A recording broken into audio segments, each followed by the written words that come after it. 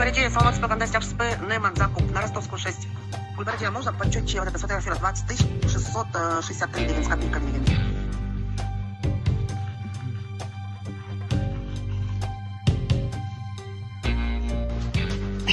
Гульбариде, диагностика жаловали-то, имеет талант связь, салт веримся. Я пациент реабилитационного центра «Маяк» нахожусь здесь. 4-й месяц, видел много, да, страшного и плохого здесь. В мою сторону тоже это было. Нормально. Видел, как привязывают людей на стул, избивают, одевают памперс, и так они сидят на протяжении недели, 2 недель.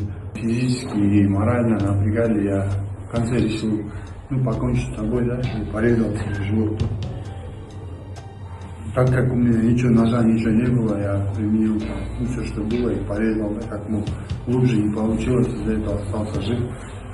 И после этого ко мне вообще еще тщательнее начали вообще жестче относиться. Жастырып кыйнаган бизди. Ошо кыйнаган үчүн 3 күн отургам, 3 күндөн кийин кайра кезингем. Кезингенден кийин дагы 10 күн отуруп салган мени. Уктаган күндөр болбой, уктап кайра кулап түшүп аткандан кийин дагы побойлор кылышты. До сих пор синяк стоит. Кто нарушает правила, аларды столга байлап, памперс кийип отургузуп коюшат. Столдон өлгөн бир бала бар. Аны монтип катып байлап салганда кан өтпөй калып, кресле сынып койгон. Экинчиси ваннада чөңүп өлгөн, өзүн өзү. Келгенден бери бир да жолу докторлор көргөн жок. Жөн эле уйкудан айрылып эле ответственностьтерин жаздырат таратканча сөгүшөт. Үйдөлөрүнөн эчтеке айта албайсың мунун баарынчы. Мунун сабашат да кыскасы. Формат турса.